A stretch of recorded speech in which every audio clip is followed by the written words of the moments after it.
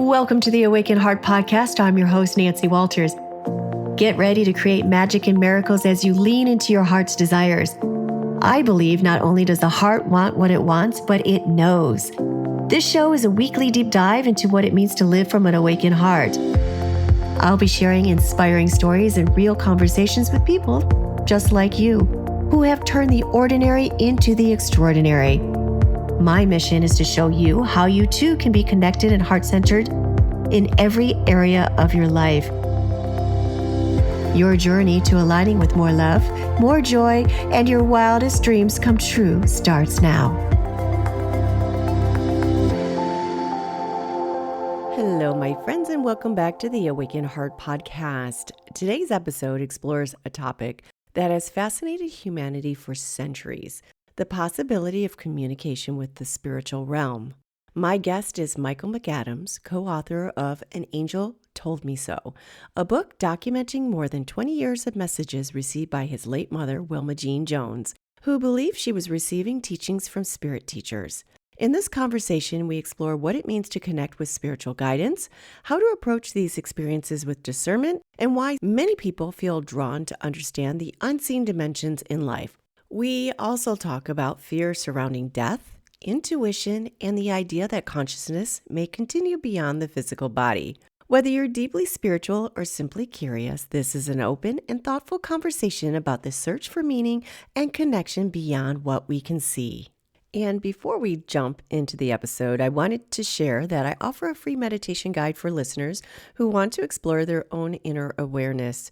It's a gentle practice to help slow down, reconnect with yourself, and become more open to intuition, guidance, or the quiet presence of those we love. You'll find the link in the show notes if you'd like to try it. And now, here is today's episode with Michael McAdams.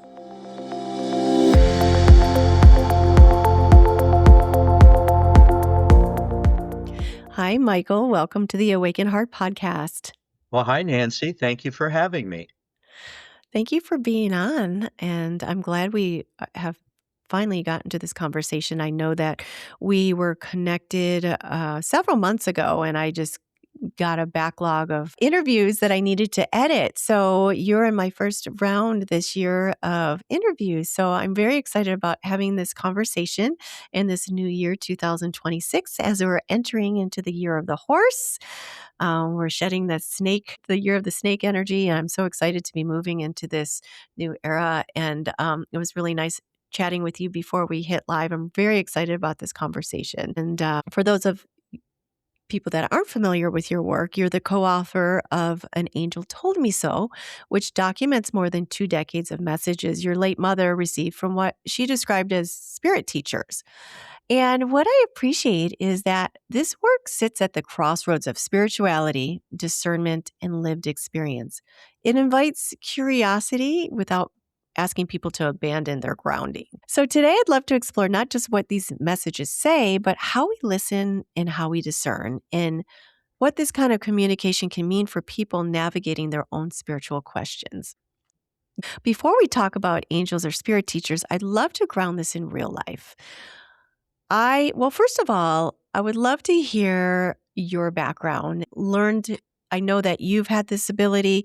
Your mother did. She opened up to it. And you had just said your grandmother had it as well. And before I ask the first question, I'd love for you to go back into how your mother first started getting access to these spirit teachers and guides. Well, I was brought up with a foundation of faith, church-based, Mm-hmm. Bible-based. My mother was extremely religious, daily reader of her Bible. My mother's mother, was pastored a small Pentecostal church just north of Cincinnati. My uncle was a fiery Pentecostal preacher. He founded churches in Florida, Kentucky, and Ohio. He could move a crowd. So that was my background. Even when I was young, I felt that I was spoken to. We all receive information, guidance, direction. And I had gone to church, brought up in the church, but I just always felt there had to be more. There just had to be. Turns out there is. And I had gotten involved in spiritual material And when I was in my early 20s, I had become involved with a psychic group in Cincinnati. And I had a table at their group. It was called Psychic World. And I did psychometry. That's the ability to hold rings, watches, keys, anything that carries a person's vibration. And I had a legal tablet. They would sit down at my table. I would just ask their first name, wouldn't engage in conversation, and they would give me something to hold. I would relax my mind and I would receive a message for them, sometimes page, page and a half. And when it got to the end, it would just stop. I would read that message to them. Sometimes they'd cry. And it was more confirmation as to what they were going through rather than actual prophecy. And that was my experience with this information. My mother, Wilma Jean, she had received and been spoken to pretty much all of her life, even when she was young. And on my website, spiritspeaks.com, there is a television interview that Wilma Jean gave in Cincinnati. And she talks about in that interview how when she was young and I was young as a child, she would be doing dishes in the kitchen and not really thinking about anything. And these messages, these teachings would be being made known to her mind. That was long before she started writing anything down.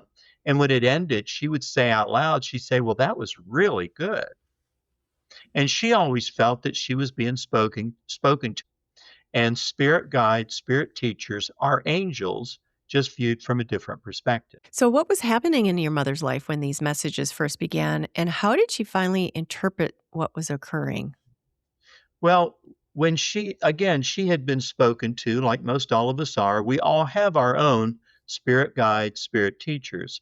We are born with the innate ability to receive and reach out and communicate with the spiritual realm, which exists on the other side of this physical plane. And we're separated by a veil, a frequency, a vibration. We don't really know what the medium is that separates us from this spiritual realm. And when she was led to sit down and receive, I'm sure you probably know what channeling is. Mm-hmm. Channeling, where a psychic, a medium will do a reading and they will tune into your spirit teacher and they will drop down in level. Sometimes their voice will change, their expression might change, and they will speak as your spirit teacher giving you information. And then there's channeling, where an individual will have a tablet and a pen, automatic writing, where they will tune Mm-hmm. into your spirit teacher and they will start to write involuntarily and get a message for you. Well, Wilma Jean didn't do either one of those things. When she was led to sit down in a dedicated session, she had set up an electric typewriter at her kitchen. She would go in, sit down, light a candle, say a prayer, ask for protection, because you are opening your mind. And she would see 3 or 4 words just float into her mind and hang there. They would not go away until she typed them. Once she typed those 3 or 4 words, they would just fade away and 3 or 4 more would show up. Well, that's how she received these messages. Full page, single space typed, many times with no paragraphs. And these spirit guides, spirit teachers in these messages repeatedly refer to themselves in first person. We feel, we believe, we advise. Our view encompasses more than your view can comprehend. One line in a message said, we hear the spirit cries above the words you speak. Mm-hmm. Who talks like that? I don't Does talk like that. Mm-hmm. And it's just so personal. And it seems like they're always. It's not just a one. They're just a group of energies or entities or guides. Because I have heard of another one where they talk about he channels Basha. He channels a bunch of like an intelligent being, but it's a bunch of beings. Am I saying that correctly? Right. What was amazing to me is not only do these spirit teachers speak about themselves in first person, but many of these messages and teachings that Wilma Jean received are signed, have been signed with the name of the spirit teacher presenting the message. Now, many of the messages are signed with a singular name, but throughout the message, these spirit teachers reference them themselves in plural: we, our, and us. Mm-hmm. And so it's like there is a collaboration of a number of spirit teachers on the other side that are getting together to present this message, but yet the message itself is signed with a singular name. Mm-hmm.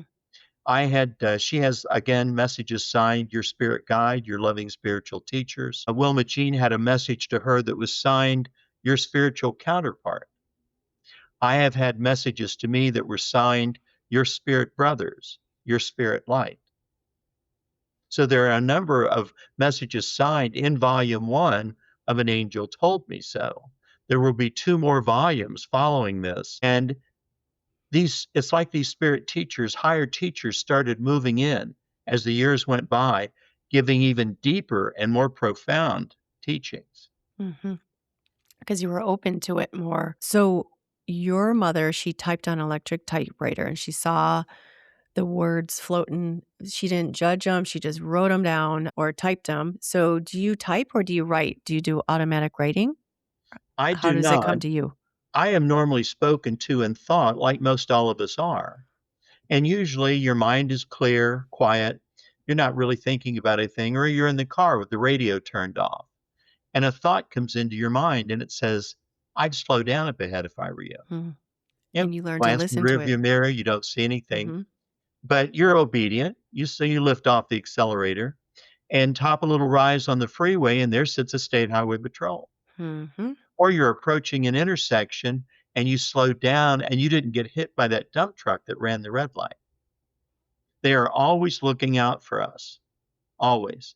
Mhm. And some people might think that's their imagination, their conscience. They might just blow it off.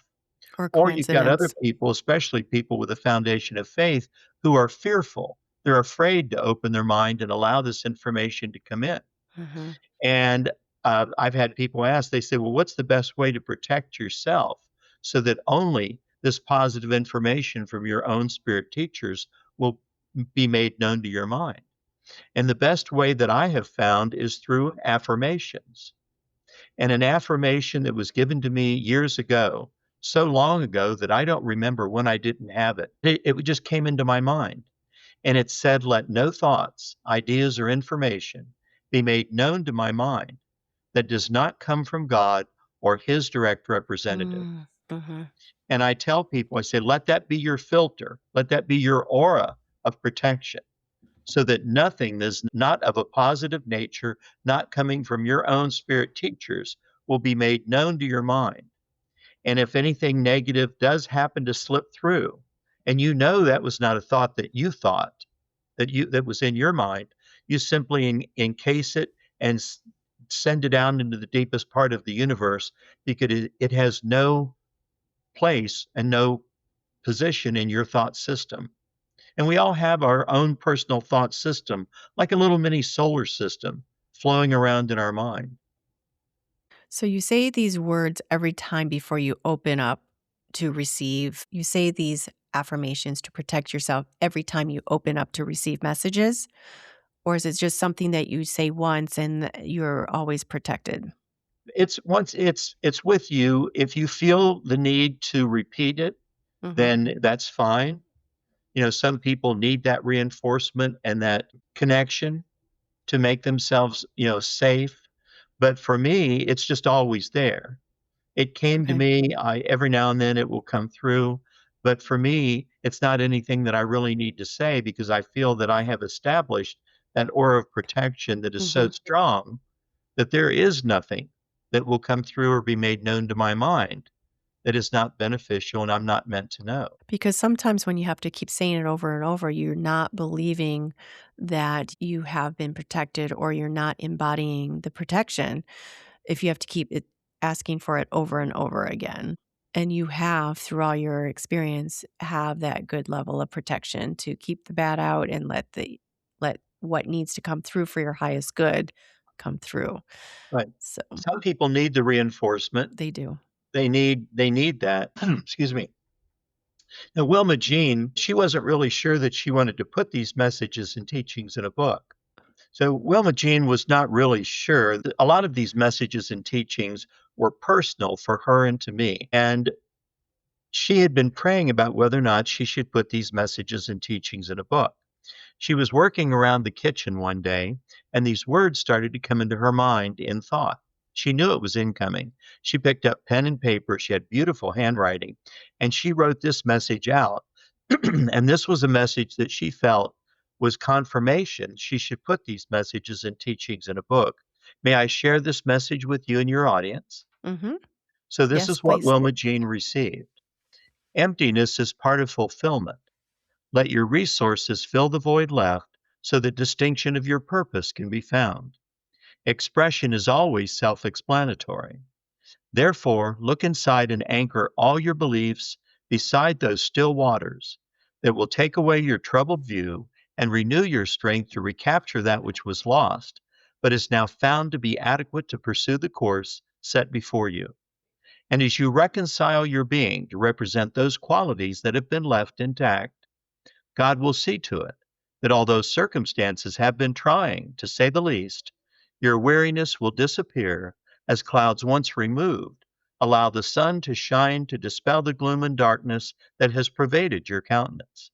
And as once described before, a token of this presence will be deposited to your account and books recorded in his name. Wow, that's beautiful. Was that one of her first ones? Actually, that message is on the back cover of the book. She Mm. had been receiving full messages for a number of years, Mm-hmm. but again, she wasn't really sure that, to put these messages and teachings in a book. Now, these messages, when she was be led to sit down in a dedicated session, she would receive a message addressed to her by name from her spirit teachers. And then she would receive a message addressed to me by name from my spirit teachers. And each message had a different tone and a feel because it was coming from our own spirit teachers. Mm-hmm. But it's like these messages and teachings are woven with a universal thread. Mm-hmm. And everyone that has read these messages and teachings have said, well, this sounds like what I'm dealing with. This sounds like they're talking to me. Mm-hmm. How do they know? And I tell people, I say, when you get the book, An Angel Told Me So, read each message once as it was given for Wilma Jean and given for me. Then read that same message again as if it's being presented for you and see what hits.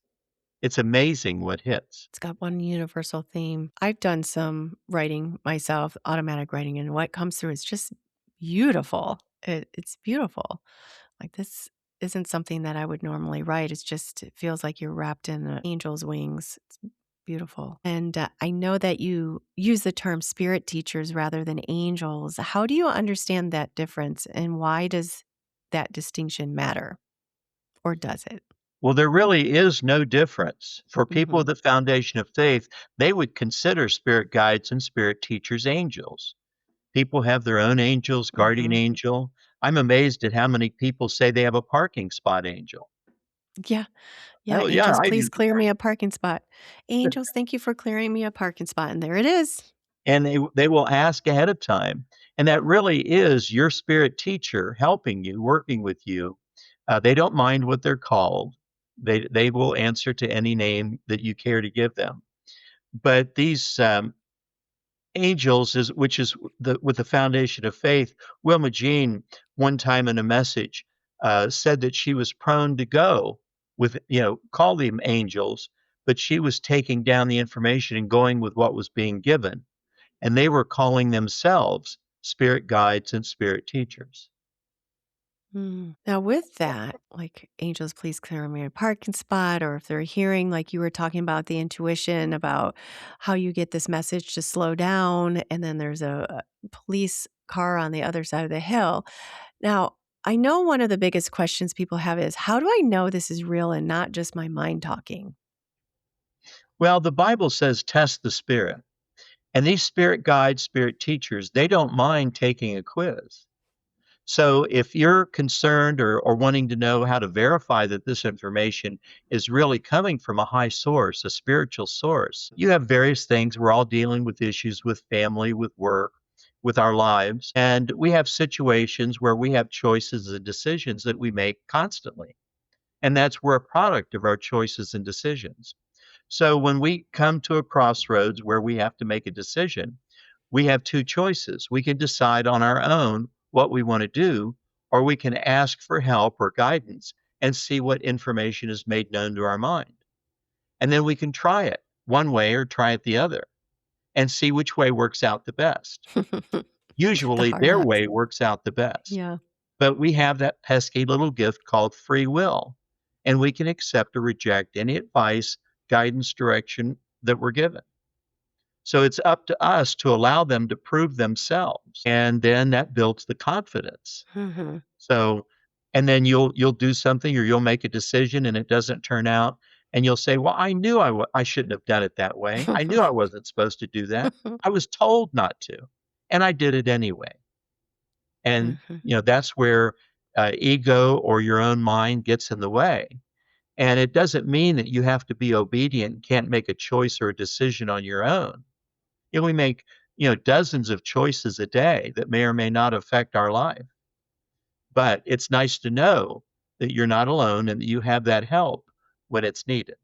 And going deeper into that, what did your mother and later you learn about discernment? Well, discernment is just being able to tell the difference between the good information and Mm-hmm. anything that would not be supportive or conducive to how we're living our lives. And again, people with a foundation of faith, they've been taught to fear spirits, beware of Mm-hmm. soothsayers. And it's really just a matter of getting past that and allowing yourself to realize that these spirit teachers, it's just the way that they speak, the way they talk, the teachings that they give. On my website, spiritspeaks.com, on Wilma Jean's television interview, I posted a message from volume 2 of the book, which is not out yet. I'm looking for a new publisher. And this was the only time in a session where two different spirit teachers moved in the same session, gave two different messages, and signed two different names. And it was obvious that the second teacher was a different teacher than the first because the whole cadence and phrasing of the message is different. Now, this first teacher's message was really little more than a long paragraph, and it was signed with the name of the spirit teacher presenting the message. May I share this message with you and your audience? Yes, please. So, this is what she received. There is a resurrection period through which man must travel in order to come into the realm of things godlike. You're to consume and digest all that is given here, as this comes from one highly qualified to meet the needs of this generation. You are not the sole property of yourselves. God still holds the everlasting command over your being, and in him must one take refuge. You are to be considered as one who has been stripped of all belongings and left to die by the wayside. In this manner, are you then open to any help that would be forthcoming? You are by your very nature ones who would depend on your own intellect to carry you through. However, by giving of your soul into the hands of God, do you prosper and develop more freely into that which denies the outcome of some situations, knowing full well that it is the hand of God leading and directing you so that you may arise victorious in the end. There is never a time when you will be without the Father nor his ever loving approaches to see that you follow the path that directs you homeward. Take note that we say homeward, as your heavenly Father so resides in that vast insurmountable environment of time and space, so shall ye abide in joint communication with him by the grace with which he covers you and by your ability to accept this grace and use it for your own development. There are others here who wish to make themselves known to you, so I will step aside for this time. My love and devotion follows you as you trod onward but ever faithful to your goal. That message was signed, Your Loving Guide. Now, That that is next to the beautiful. last line is the line that made me sit up and take notice. And he says, there are others here who wish to make themselves known to you. My question is, who are the others and Mm-hmm. where is here? What do you mean there are others here? Where are you in relation to us on this Mm-hmm. physical plane? The answer to that is they are in the spiritual realm, adjacent to this physical plane, in real time, with Mm-hmm. us all the way, all the Mm-hmm. time. It's so fascinating. And I have heard, I mentioned Laura Lynn Jackson, but she said that if you hold up a piece of paper and you hold up a piece of paper and the other side, that's how close they are. Like, that's how close they are. They're here all the time. So, yep, they're around us. Daddy, my dad's Well, around us. so many people, especially with the foundation of faith, they believe that heaven is up there somewhere, up Mm-hmm. above the clouds, in a place that we will go to for all eternity. not realizing that the spiritual realm is so close to us that it's adjacent, right Mm-hmm. next to us. And the vibration, the frequency that we're separated from, and when it's our time, when it's our end time, and we step out of this physical form, I tell people, well, there is no death. We never really die. It's just graduation. We ride around in these bodies the way we ride around in our cars. These bodies are just a vehicle to negotiate this physical plane. And when we step out of this body, we may glance back and say, thanks for the ride. You served me well. And they will one step into the spiritual realm. And then what? Do we go to an evaluation center? Do we get to look and see how we lived our life, how we handled our situations, what we did wrong, what we could have done better? We don't really know what awaits us on the other side. There's actually a movie that I recommend for people who are curious about what happens when you cross over. And it's an older movie. It's called Defending Your Life. Has Albert Brooks and Meryl Streep in it. Mm-hmm. It's really a good movie. Defending Your Life. And then there is one more called Always, and that has Richard Dreyfuss and Holly Hunter. There may be other movies with these same names, but those two are really interesting and will give people a perspective of what happens when you cross over. I think I've seen Hunter or Always with Holly Hunter, right? You said Holly Hunter? Right. And Wow. Richard Dreyfuss, John Goodman's Richard in that. Dreyfuss. They're pilots. They're pilots. They fly planes that put out forest fires. Oh, okay. So Yeah, I if you've think I've seen seen. that, it's really well done. Really Mm. well done. Now, this first teacher said, there are others here who wish to make themselves known to you. And he stepped aside. Another spirit teacher moved in, gave a page and a half, single space typed, long message.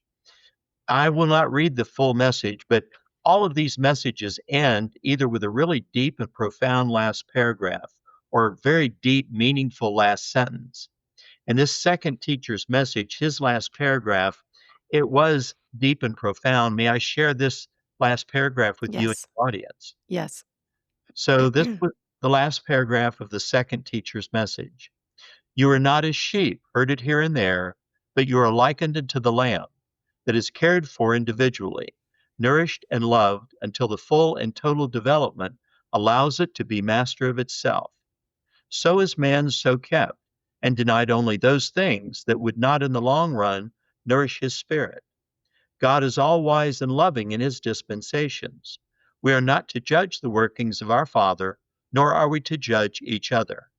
Work always to improve your own beings, for in the end time there lies your soul, with all the nourishment that you have given it, totally dependent upon the outcome of your intentions. And that message was signed, your loving spiritual teacher. So that was one of the others that was waiting to talk to you, That and was that came there in are one others session. here, and that was one of Others the here. others. He moved Mhm. aside. Beautiful. And people say, are these really angels or are they spirit teachers?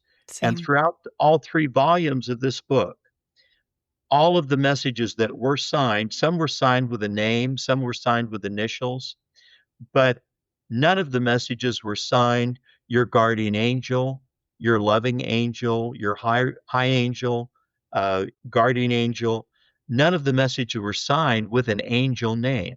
Mhm. They were all signed either with initials, a different name, or your spirit guide, your loving spiritual teacher, or teachers, depending on whether it was a singular or a plural signature. And I think that's interesting. It's telling because Mhm. Wilma Jean, being brought up with a strong foundation of faith, she was prone to use the term angels. But she Mm. typed one time in a message that she would go with what was being given, not with Mhm. what she was prone to use from her own point of view. Mhm.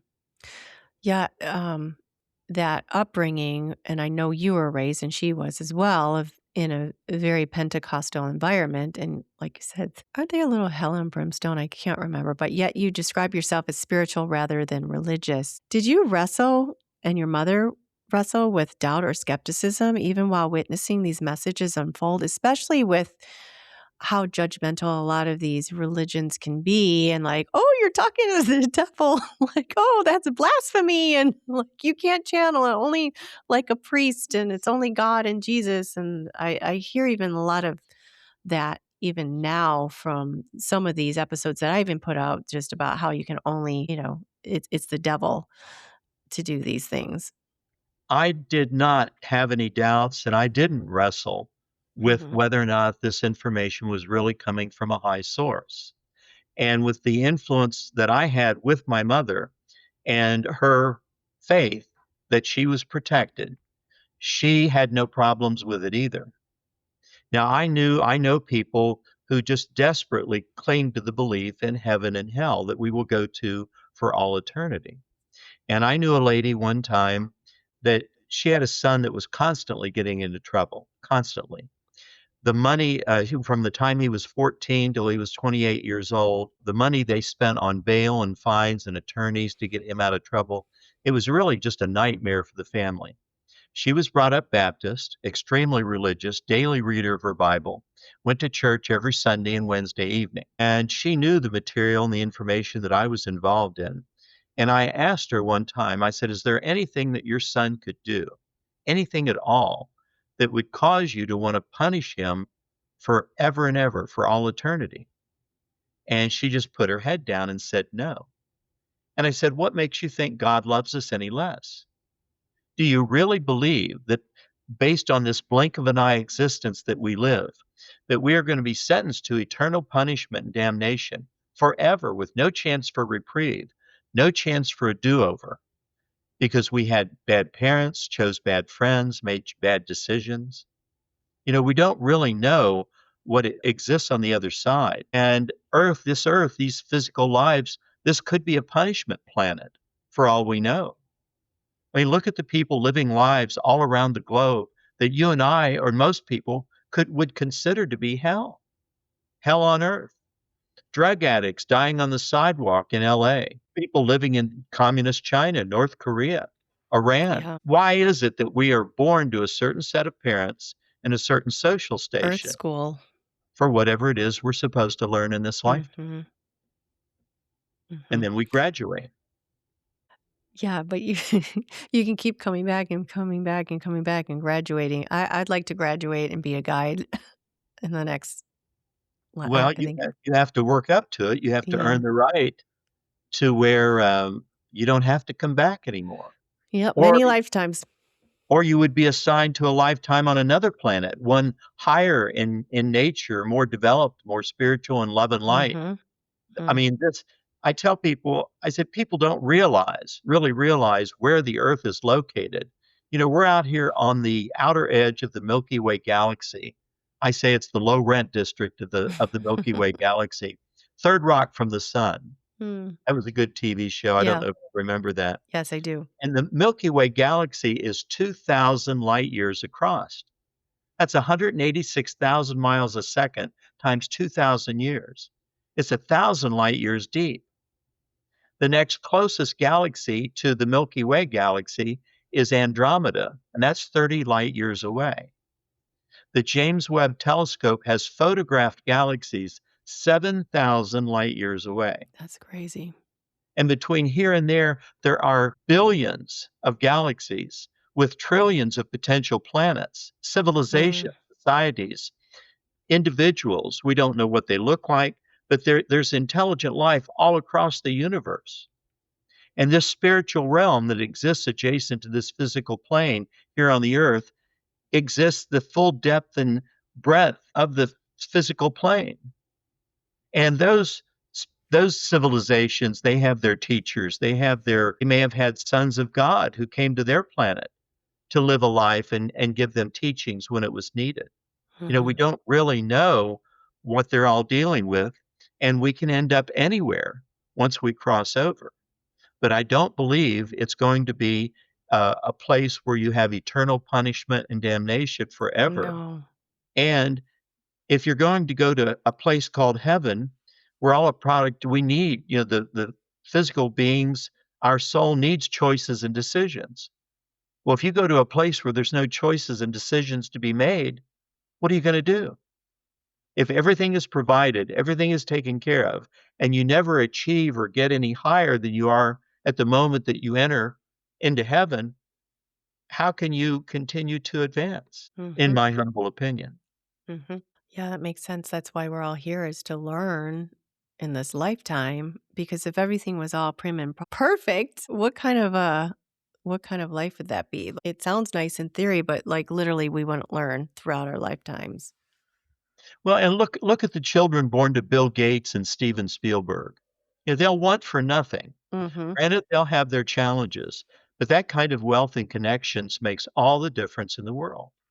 And then you've got children born to alcoholic fathers, drug addicted mothers, abusive parents, or born into all walks of life, again, all over the globe in this physical existence. And we are assigned, I believe, to a certain set of parents in a certain social station for whatever it is we're supposed to learn in this lifetime. And if you're open to that, then you're open to reincarnation, Mhm. that there is Mhm. no end, there is no death, it's just graduation. Mhm. Yeah, I absolutely believe that. And I know there's other cultures that celebrate when you pass over. Like it's an exciting time because you're crossing over into the other side. Like you said, graduated from this lifetime, and they believe in the afterlife and the spirit realm and all And you're that. going on to your next adventure. Yes, yes, and I've also been told as well. I've been told that I've have an old soul, and like there's like, I might not necessarily have to experience famine in, Africa or something because I've already graduated from that, or I've graduated from some other things as well. Or you've Yeah. risen above that. You Mhm. have learned, you've progressed, and you have Mhm. achieved a higher level where you are allowed, again, a different opportunity to experience and see how you'll handle that. Mhm. And it's It always about moving up. Yes, and it's like those movies, I've seen a bunch of them where they have to keep it's almost like Groundhog Day, they have to keep returning and making different choices, like, maybe they have to go 80s there was just something I saw on TV, I forgot the name of it, I think it was a Japanese, but they had to keep going back and redoing, and then they get killed again, and then they make another choice, and then, it takes them a long time before they're finally able to it's like getting in this horrible video game, and they're finally getting out of it. So It's the so way it interesting. works. Yeah. Well, I'd love to hear for people who are curious but cautious, what guidance do the teachings offer around grounding, protection, or emotional boundaries when exploring spiritual connection? I know you've already talked about having some kind of protection or an affirmation, but for someone that is completely new to this and wants to connect with their guides, what would you tell them? Just allow yourself to be in a position from time to time. You don't have to be in this state of meditation, walking around talking to spirit teachers all day long, but allow yourself to be in a position to receive whenever it's necessary, when you have something that you need to know or you have a decision to make. And you don't need to sit down in deep meditation with your legs crossed and incense burning and the lights turned off. You can just be able to quiet your mind. And so many people, they can't shut their mind off. They can't quiet their mind. Or they get in the car and the first thing they do is turn the radio on. Or you come home, first thing you do is turn the TV on or jump on the computer. And just allow yourself to have a quiet mind, and incoming thoughts from our spirit guides and spirit teachers have a different feel in our mind than a thought that we think. It's a subtle difference, but you can look at it out the window or you can look at anything and think something in your own mind. But when your mind is quiet and a thought or a suggestion or a teaching or a message will come into your mind, it has a feel of an incoming thought. And if you can recognize that and differentiate between your thoughts and incoming thoughts, you are connected. And Hmm. then it's just a matter of establishing the filter, an aura of protection, so that only positive information that will benefit you or your situations will be allowed to enter into your thought system. Mhm. And it doesn't take a lot of work. Mhm. It takes a little discipline and recognition, but it's not hard to do. Yeah, my friend had told me once that She's an intuitive therapist. I mean, she's very in tune. And I used to call in the angels, and I call Mike, Angel, Archangel Michael, and Metatron, and like Buddha, Jesus. She's like, you don't need to do all that. All you have to do is go to the back of your mind and go up, like there's stairs in the back of your head. All you have to do is go up, and they're there. I like that. Hmm. I like that. It's almost like a room, like you go up the stairs on the back of your head and you go up and there's this room and there's a couch and then there's a window or something. So she's like, you just have to go up. Yes. When I have done a number of these interviews where the host will say, your mother received, your grandmother received, they said, do you receive? And I said, yes. I said, I'm spoken to. I receive pretty much on a regular basis. When I was first looking for a publisher, I was on a number of different publisher websites. One of the websites asked questions about your work. One of the questions was, what makes your material unique? Why would anyone want to read this? Great question. And I was sitting where I'm sitting right now at my computer. I didn't really even ask for an answer. I just relaxed my mind, and an answer started to be dictated to my mind. It was 12 lines long. And I just typed it down. When it got to the end, it stopped.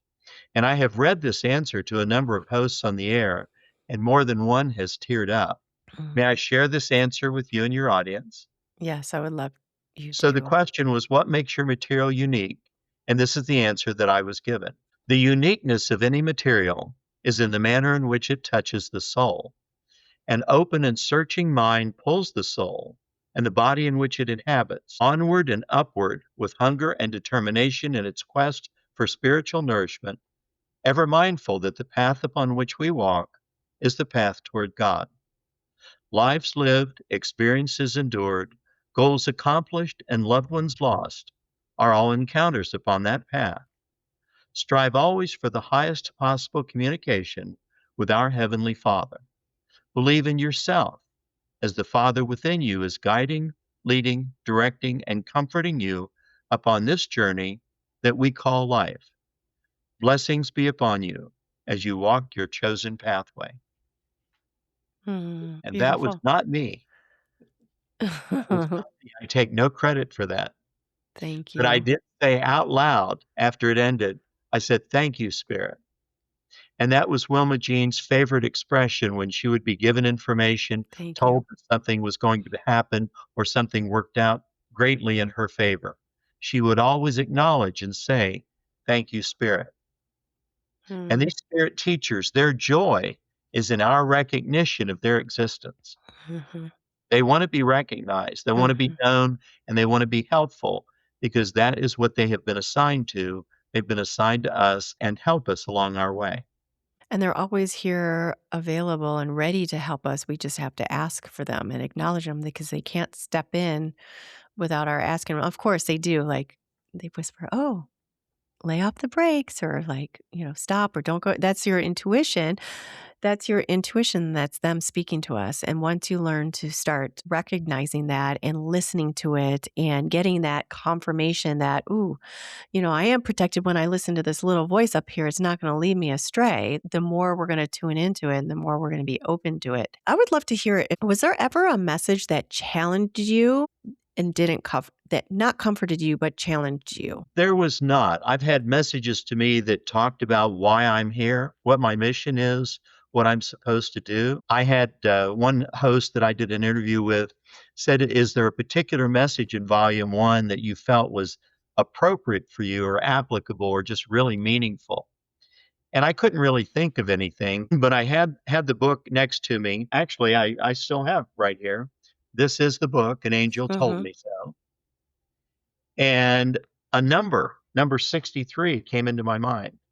I don't have memorized messages in the book. I don't have page numbers memorized. But I turned to page 63 and it was a personal message for me. And it was an amazing message. I didn't even remember it. And it talked about why I'm here, what I'm supposed to do, and how these spirit teachers look forward to meeting me when that day comes to pass. So I thought that was interesting. But Mm-hmm. again, these messages just seem to apply to everyone who reads them. everyone that reads them. Mm-hmm. My grandmother would receive not only sermons dictated to her mind, but verses to songs. And in the photo gallery of the book, there are 6 verses to a song that my grandmother, Mary, received lying in a hospital in Columbus, Ohio. She had been taken by ambulance from Dayton to Columbus. She had diabetes. They didn't think she was going to make it. She was in a room by herself praying, and these words, these verses to songs started coming into her mind. There were 6 verses, and reading those 6 verses will almost bring you to tears. Wow. So fascinating and beautiful that this story and your mom and you having such open communication with these beings that we all do. So thank you for sharing all those messages that came through. And if someone takes only one practice from the book into daily life, what would you suggest? A practice? Hmm. I don't know. What do you mean by a practice? I'm Like if sorry. there's something to practice, like as far as tuning into the spiritual realm, or if there's a certain message, if there's one overall thematic message or a practice of doing in order to connect more to these beings, what would you suggest to integrate into their daily life? Well, I've had people who bought the book and even hosts who hold the book up on the air that already have it, and they'll have 8 or 9 individual messages bookmarked with these plastic tabs in different Hmm. colors that you can mark a page, or you can even fold down the corner. And these are all messages that they feel were extremely applicable to themselves and what they were dealing with. So for people to go into this with an open mind, read what kind of information can be shared from these spirit guides and spirit teachers, so that as you start to receive yourself, you're comfortable with the information, because you know what has already been received by someone who was so close to their own spirit guides and spirit teachers, that the information was so appropriate to what they were dealing with. There was no question that it was coming from the other side, from spirit guides, spirit teachers. And if you have a foundation of faith, just allow yourself to know, recognize that spirit guides, spirit teachers are angels. There's no conflict with the Bible, no conflict with religion. And allow yourself to be in a position to receive and be comforted with this information. Hmm. That's my best advice. Yeah, that's good. That's really good advice. And it's so great that you were open to it, especially being brought up in such a religious background. And I know so many others, they're just holding on that this is bad, this is not, and they're not going to open up. And that, when the student is ready, the teacher appears. So once they're open to that, they're more apt to receive these messages. And I think more and more people are, because it's not just some like psychic on the wall on a little storefront in the middle of a busy intersection, neon flashing. So more people are being more open to this, and I think it can really help humanity. Your book, definitely, everyone's going to see messages for themselves after they read it, like seeing it for you, and then, like you said, reread it again. They're going to see themselves reflected in these messages as well, because, like you said, it's a universal theme for all, because we're all connected to each other.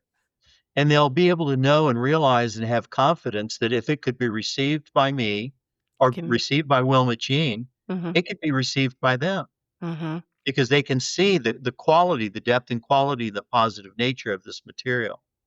Now, I don't do a whole lot on Facebook, but I read a post recently, and it said, I don't want to just believe, I want to know. hmm And I believe that is the mindset that a lot of people are coming to. We have that foundation of faith. We know the story, but we have been told to believe, just have faith, for 2,000 years. 2,000 years. And we are now ready to not just believe, but know, hmm really know and what embody this it. existence is about, what is on the other side, Hmm. and we're ready. And the people that Jesus dealt with, they could not have comprehended a spiritual realm, another dimension, a vibration, a frequency where a complete society of spiritual teachers and angels, would exist adjacent to this physical plane. It was always up there or down there. You're going to go up into heaven or down into hell. And I believe that heaven and hell is the ultimate carrot and a stick. The Yeah, ultimate. be good There, or do this, follow us, or follow the rules, or this will happen. And the whole thing about, oh, you're born a sinner. Oh, come on, this precious little baby is born a sinner. Like, no, I never believed that. I Nope, have never always believed it. I've always felt the same way. And then they'll say, well, any sin that you commit is a sin against God. Well, how is that possible? Any sin, anything that you would do, What is sin? uh, It's a choice. lie, cheat, steal, adultery, all the big ones, the 10 big ones, those are all things that will cause damage to yourself, not to Exactly. anyone else. Right. And then you get into karma. You know what karma is. Mm-hmm. And, Comes back. well, the best way to explain karma to people who may not know is you have a bird bath filled with water. You drop a pebble in the center. The ripples go out to the edge. They always come back in on the center. Always. So whatever you do, anything negative that you do, you think you're getting away with it, but you're really just bringing this bad vibrations and bad future happenings to yourself because the universe has an ability to balance itself, and you don't really ever get away with anything. I agree. I agree. And I felt it come back to me really fast sometimes. And like I said, I don't believe in sin. I believe in choices. And I just don't. I mean, who dictated that this is a sin or not as a man? So I think a lot of that really tight religion is loosening its hold. Thankfully, people are having more free choice and, spiritual. What did I read? Religion is learning from somebody else, and spirituality is learning from yourself or learning your own or creating your own. Such I a like that. beautiful, it always resonated. Yeah, I like with that. me. Yes. Well, this has been such a wonderful conversation. I would love for the audience to hear how to find you and find your books. And I know you mentioned there's a volume 2 and a volume 3 coming up.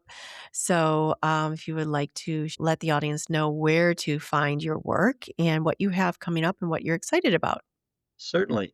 On my website, something that I'll share with your audience, I have a contact page on my website, spiritspeaks.com. And if any of your listeners would contact me, I will share 3 messages from volume 2 of the book, which is not out yet, including the message where the 2 spirit teachers moved in the same session. And these are Microsoft Word documents, so they can open those. It's better to print them and hold them in your hand rather than trying to read them off your computer monitor. And I tell people, I said, when you're holding these messages in your hand, you're holding proof, real proof of the existence of a spiritual realm on the other side of this physical plane. So if anyone wants to contact me, I answer all contacts and I will share those messages. My book itself is available, and Angel Told Me So is available on the website, spiritspeaks.com. It's available through Barnes and Noble. Any Barnes and Noble store has it in their system. Ingram is my national distributor. So, and if you have an independent favorite bookstore that you like to deal with, they all deal with Ingram, and it's available on Amazon. Wonderful. Wonderful. And I'll put that in the show notes. And I have one more question before we wrap this up. And I would love to hear from you. What does it mean for you to live with an awakened heart? Well, it's extremely comforting, and you have a lot of confidence. Not that you think there isn't anything that you can't do or that nothing's going to hurt you, but you have the confidence you're constantly putting forward a vibration and it's interesting for me, people that you meet in public, people that you just interact with or cross paths with, it's like they light up.